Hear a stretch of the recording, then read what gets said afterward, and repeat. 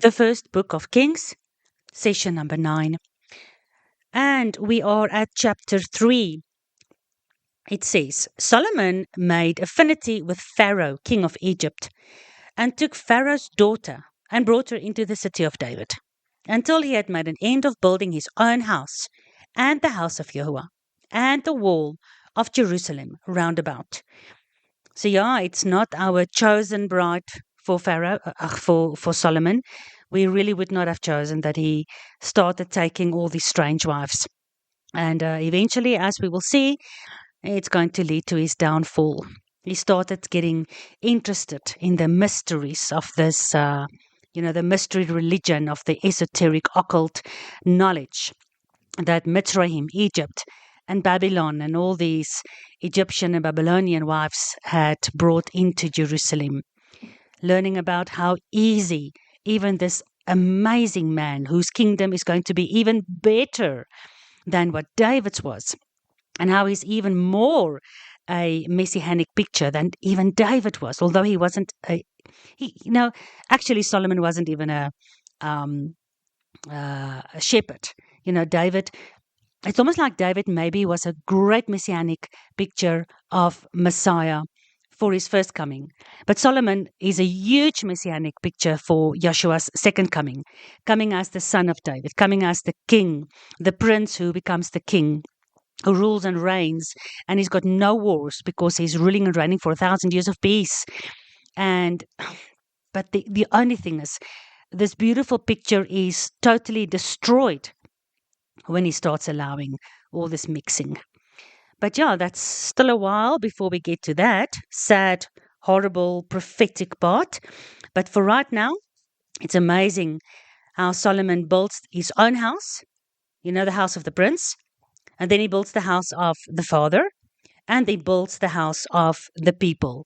He's building the walls of Jerusalem, all around Jerusalem.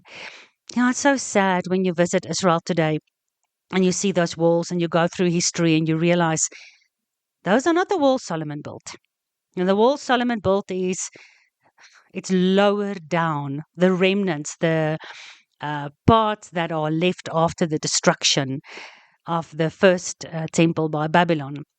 And then later on, the destruction of the second temple by Rome. And you walk, around these walls in Israel, and you're expecting something to speak to you. And, well, that was just my experience. And there was just nothing for me. Because I also did a lot of historical research. And, who built those walls? What are they about? Are they the walls that was rebuilt by Ezra and Nehemiah? Or are they walls that was rebuilt by later generations? Because throughout all the ages, it's more than 2,000 years. It's about, I think it's about 3,000 years between Solomon and us today. And then Ezra and Nehemiah came later, and then they rebuilt the walls. But are those the walls standing today? But prophetically, he builds the house of the prince, because now the prince has become king, and the king is going to live and rule and reign from Jerusalem. But Jerusalem is also the bride that is going to be married to the king, that's going to live in unity within the walls of Jerusalem, where God's temple is and where God, Yahuwah's own presence is as well. Beautiful, beautiful messianic symbolism. So while Solomon was building his house, the house of Yahuwah, and the walls, the people still sacrificed in high places, because there was no house built unto the name of Yahuwah until these days, until the days of Solomon. And Solomon loved Yahuwah, walking in the statutes of David his father, which means the statutes of Yahuwah. Only he sacrificed and burnt incense in high places. And the king went to Gibeon to sacrifice there, for that was the great high place. 1,000 burnt offerings did Solomon offer upon that altar. And later on, when we get to Chronicles, we see deeper and more explanations of this. And I actually want to do Chronicles and Kings together. Otherwise, we're going to do everything again when we get to Chronicles. So, 1 Kings chapter 3 corresponds with 2 Chronicles chapter 1. And the son of David was strengthened in his kingdom, and Jehovah Elohim was with him and magnified him exceedingly.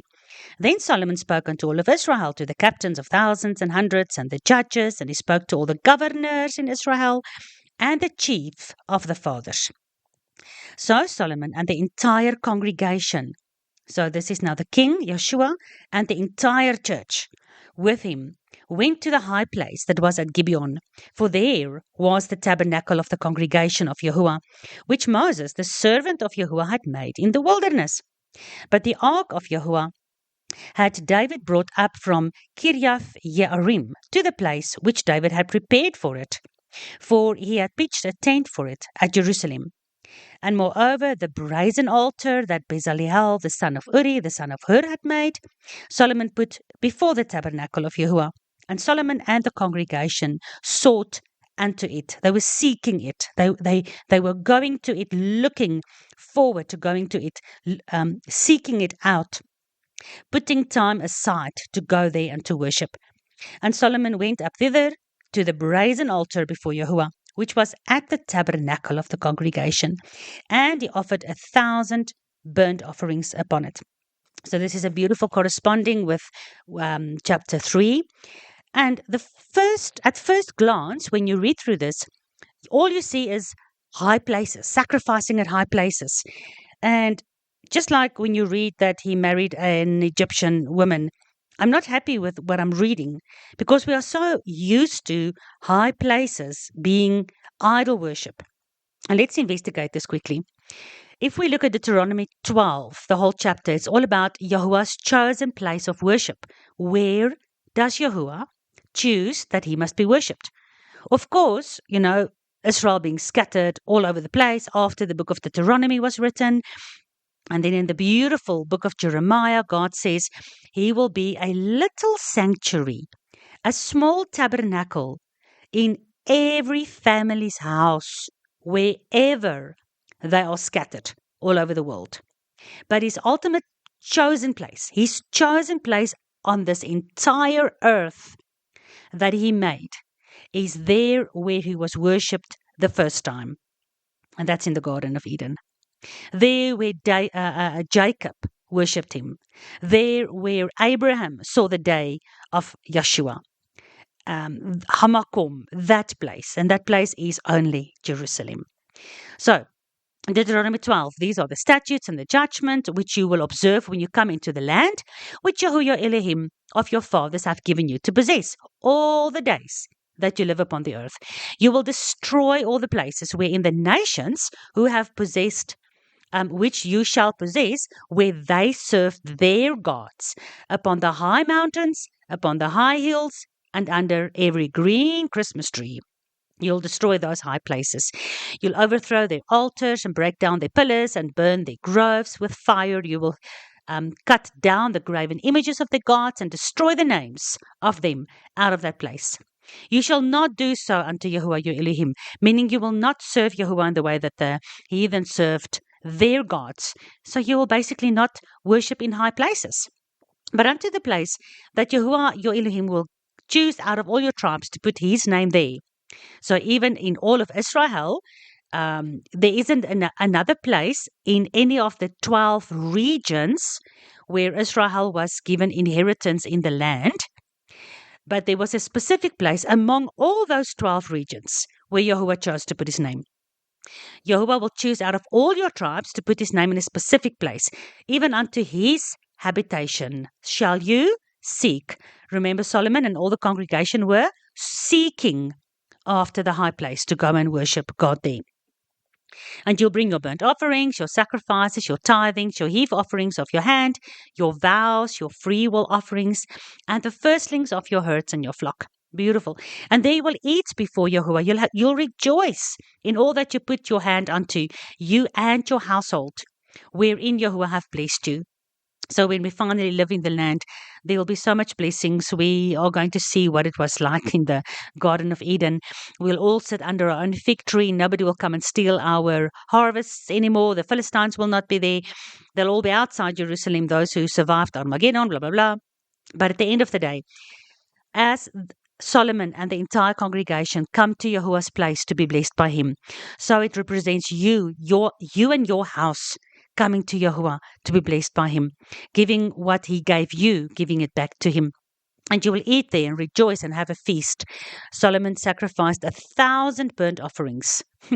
I don't think we will ever get to that point again, maybe in the millennium, but I don't know now. At the end of the book of Ezekiel, you do see that the king, the Prince of Peace, will institute the beautiful thanksgiving and free will offering sacrifices again. Anyway, there you'll eat and you'll be blessed. And you will not do after all the things that we do here this day. Do every man doing what is right in his own eyes. No, you need to change that. You need to do what's right in God's eyes. For you has not yet come to rest in your inheritance, which Yahuwah has given you.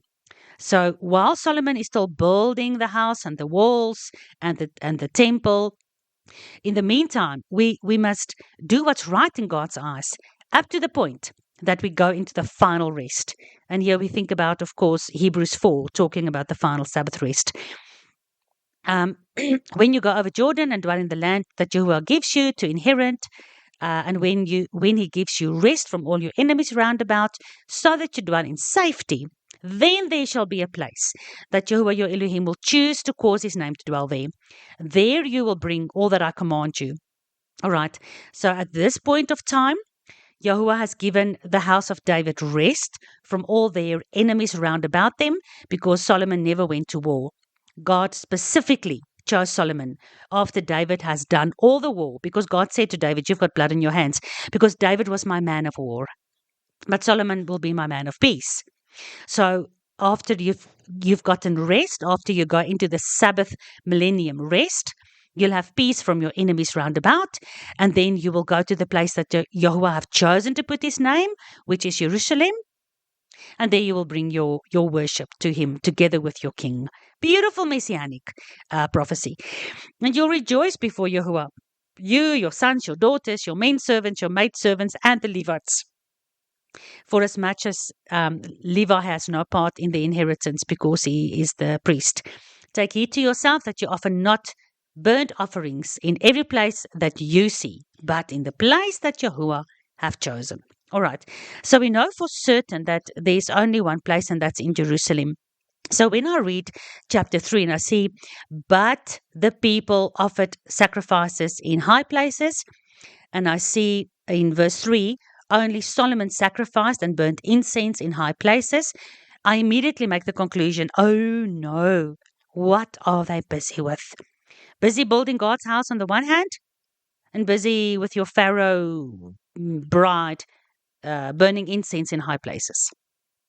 But upon a little bit further investigation, if I look at 1 Samuel 9 verse 14, this is where Samuel was also offering at high places, because remember now, the tabernacle, was living in a tent still. God's ark of his covenant was in a tent. The temple wasn't built yet. And if I look at this, verse 14, when Saul was looking for Samuel, they went into the city, and when they were come into the city, behold, Samuel came out against them, because Samuel was on his way to go up to the high place. All right. And then we also look at 1 Chronicles 21:29. For the tabernacle of Yahuwah, which Moses had made in the wilderness, and the tabernacle of the burnt offerings and the altar, were at that season in the high place. Why? Because the temple wasn't built. It was in the high place at Gibeon. This is where Samuel went. This is where everybody was going. That's where they were worshipping God, and where they temporarily put the Ark of the Covenant and the tabernacle. That's the place that David bought, a temporary resting place until the temple is built. So Solomon, 2 Chronicles 1 verse 3, so Solomon and all the congregation that was with him went to the high place that was at Gibeon, and there was the tabernacle of the congregation of Yahuwah that Moses had built in the wilderness. All right, so we must always look a bit further and not just make a quick assumption to say that here he already started with his idol worship. He didn't. You get a high place for idols, but at this stage, at that season, there was a high place at Gibeon. And in verse 3, Solomon loved Yahuwah. And it's beautiful. We also see in Deuteronomy 10, verse 12. And now, Israel, what does Yahuwah your Elohim require of you? But that you will fear him, walk in his ways. Solomon walked in the ways of his father, which was after the ways of God. And to love him, Solomon loved Yahuwah.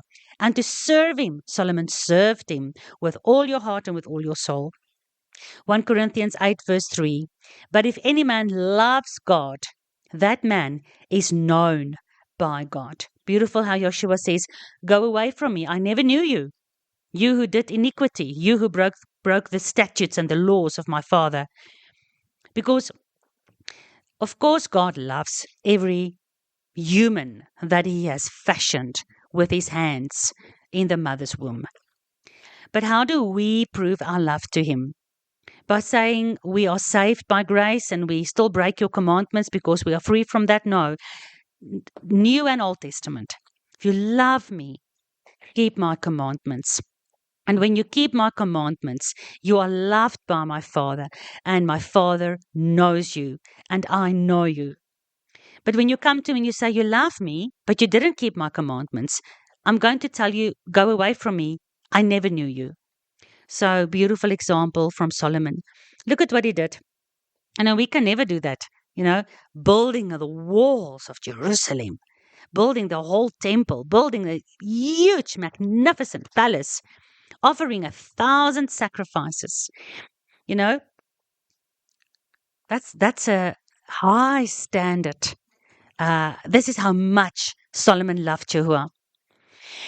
But also, Yahuwah blessed Solomon with a lot. So if we look at the New Testament, when Yeshua said that poor widow that only had 2 small coins to bring to to sacrifice unto Yahuwah, her love was proven by what she gave out of her scarcity.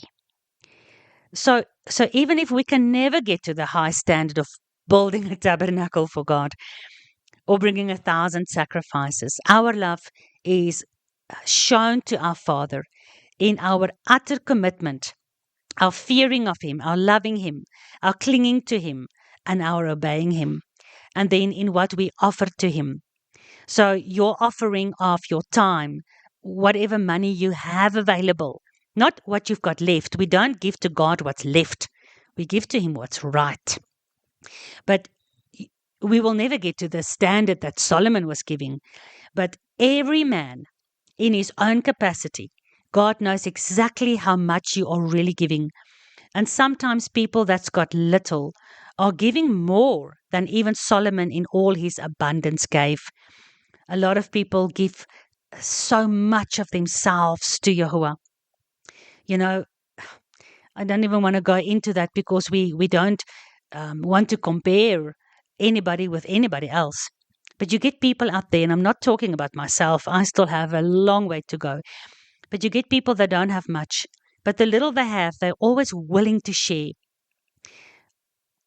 We have abundance. We're not going hungry at this stage. But yet we don't always share as much as I see people. If I look at even the people in Uganda, they don't have much. And yet when there's need, they just share. The less you have, the more you share. And that amount that you are sharing out of your scarcity counts as so much more compared to what you share in your abundance. That is what Yeshua taught us with the widow, the mite of the 2 little mites of the widow. We continue with chapter 3 in the first book of Kings. In Gibeon, there in the high place where Solomon and the entire church is now coming together and worshiping God and giving everything they could give at that stage, and loving him and fearing him and worshiping him. There, Yahuwah appeared to Solomon in a dream by night. How amazing is that? This is the place that you must seek after to come and worship your God. So Solomon was seeking after that and pouring out his love and his worship to Yahuwah. And how did Yahuwah answer him? He visited him. He started speaking to him. He started building this two-way communication and two-way relationship. So as you draw nearer, the Bible says, if you seek me with all your heart, you will find me. Actually, the Bible says, I will be found by you. So there where I am, when you come there to seek me, I will make sure that you find me, because I'll be there to meet with you and to answer you and to listen to you and have a two-way communication and a two-way relationship. Absolutely beautiful. So Yahuwah appeared to Solomon in a dream, and Yahuwah said to Solomon, ask what you want, and I will give you. And Solomon said, you have shown unto your servant David, my father, great mercy. What can I ask of you, Father Yahuwah? You've already shown such great mercy. If I listened to my father David, everything he told me, if I read all the Psalms, if I read the historic records of David's journey and Samuel's journey and everything they went through, you've already shown them so much great mercies. You've shown him mercy according as he walked before you in truth and in righteousness and in uprightness of heart with you. You have kept for him this great kindness, in that you have given him a son to sit on his throne, as it is this day. So this beautiful man, David, that has an upright heart, a righteous heart, and a heart of truth, you've already shown him so much kindness, so much mercy. I am proof of the kindness and mercy that you've shown him. You've put me, his favorite son, a son after his own heart. You've put me on the throne, me, the son of David the beloved, that he had with Bathsheba, the daughter of seven, the daughter of covenant, that was before a prostitute, a fornicator, an adulteress. But through this whole Psalm 53, washing with hyssop, all my repented sins, wash me clean with your hyssop. You have brought the whore into covenant, into the cycle of seven. And out of that union, you've put me, the result of the union between the king and the prostitute that became a daughter. You've put me on the throne. That's already almost more than enough kindness and mercy. And now, O Yahuwah, my Elohim, you have made your servant, me, Solomon, you've made me king instead in the place of David, my father. And I am but a little child. Although he was, I've got no idea how old he was, but he wasn't like, a little child, like 3 or 4 years old or 15 or 14 or something, probably, somewhere in his late teens, early 20s, I suppose. But Solomon is humble. And although he's king, he realizes that he's still very, very young. He doesn't have the training that his father went through. I mean, his father's training started in the field, where he was fighting against the lion and the bear and the wolf. And he was already being trained to look after the sheep of Yahuwah. Solomon doesn't have that.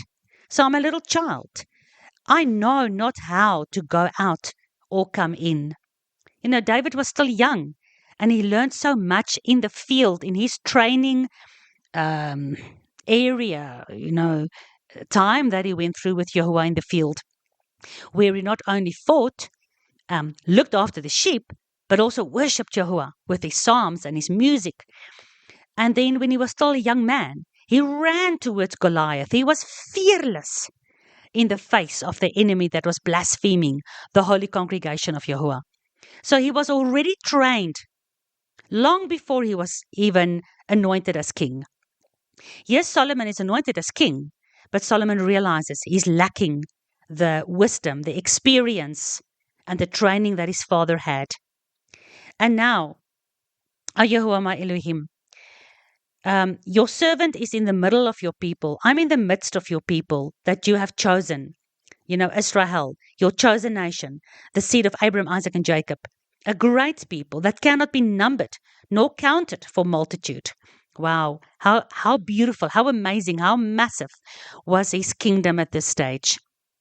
How amazing is this word for word, what we find in the book of Revelation, that says there's a great multitude that no man can number, a great people, your chosen people that you have called out for yourself, that cannot be numbered or counted for multitude, that is serving Yahuwah, that is coming together with him in the end days in Jerusalem. Uh, a great crowd of people that cannot be numbered.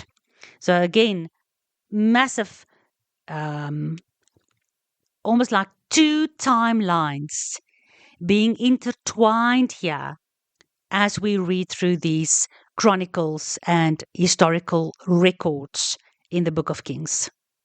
But back to Solomon. God says, ask what you want and I will give it to you. Look at John 15, verse 7. If you abide in me, Solomon was walking in the statutes of God, and my words abide in you. Solomon loved God, and God lived inside of him because God's words, God's Torah, God's statutes lived inside of Solomon. Then you will ask what you want. You can ask of me anything, and it shall be done unto you. So, word for word, what God told Solomon here in 1 Kings, Yeshua, God manifested in the flesh, God's words that manifested in the flesh, is telling all of us in John 15. And I know we learn in the church, when you believe in God, you can ask him anything and you bring your tithing and God will give you a Ferrari. It doesn't work like that. No, no, no. You need to abide in me. You need to be planted into the vine. The whole Old Testament, and it's confirmed in the New Testament, God says, Israel is my vine. Yeshua is the vine. He's the branch. He's the netzar from the stem of Jesse. Yeshua is the Torah of Yahuwah that became flesh. And if we are not grafted in him, and his words, grafted into us, his words abiding, living in us, we cannot just be arrogant and like a lot of these charismatic churches. You name and you claim. You name all the promises in the Bible. I was in a church like that. The woman claimed, every Sunday morning she would read the promises of Deuteronomy 28. And then she would claim it in the name of Jesus. I'm the head, not the tail. I claim it and I stand upon it. But Deuteronomy 28 says, if you obey the Torah, you'll be the head, not the tail. And I asked her, why don't we keep the Torah? Oh, no. The Torah's a curse. I say, but you're claiming the promises that stems out of the curse. Of course, the anger and I always call it, you can see the spitting of the serpent in the Garden of Eden when these people talk about the Torah. Yes, they want to claim the promises of the Torah, but no, not the obedience. But Yeshua says, if you abide in me and my words abide in you, and Yeshua said, I came not to speak any of my own words. I only speak what the Father gave me. And the Father doesn't change. I'm sorry. His commandments did not change from 613 commandments to only love God and love your neighbor. No, the 613 is, of course, hanging on love God and love your neighbor. So here's the same with Solomon. Solomon did everything that Yeshua was talking about. And therefore God asked him, what do you want? I will give it to you. Listen to how beautiful Solomon knows the Torah. He says, I'm a little child. I do not know how to go out or how to come in. And that is amazingly, word for word, what we see in the Torah. Numbers 27, verse 17.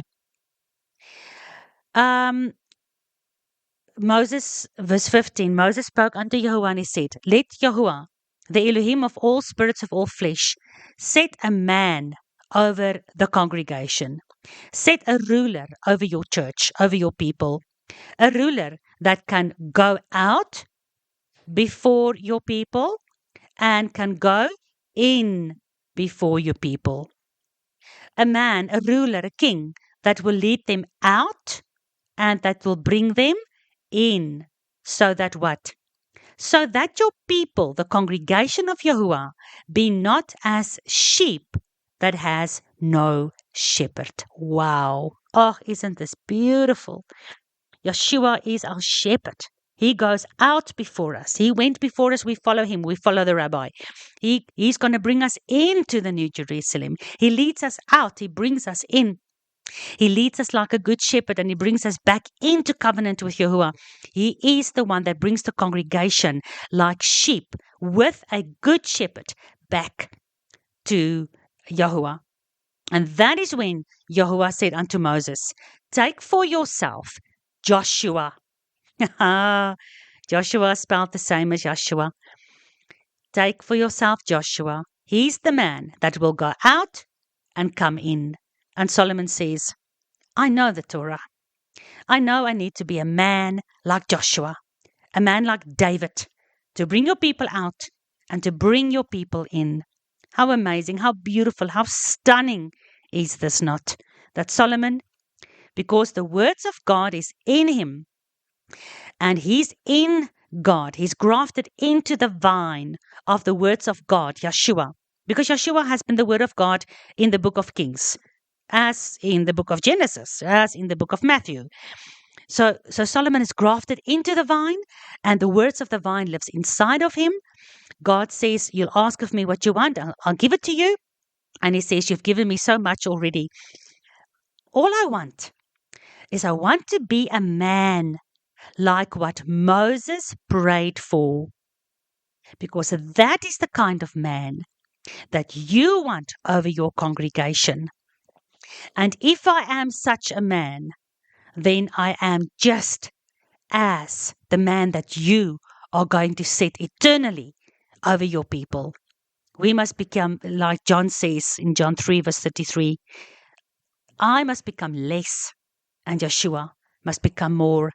So this is basically what Solomon said. I want to disappear, but I want Yeshua to live through me, because Yeshua is ultimately the Joshua that Moses prayed for, to go in and go out before your people. Because Joshua, Moses, David, Yeshua are Joshua, Moses, and David are the representations of Yeshua. That is the shepherd, the ultimate shepherd, that will ultimately go out and bring in. Yeah, you can see these two timelines intertwining. I absolutely love it. I think it's amazing. I hope you do too. Shalom, shalom.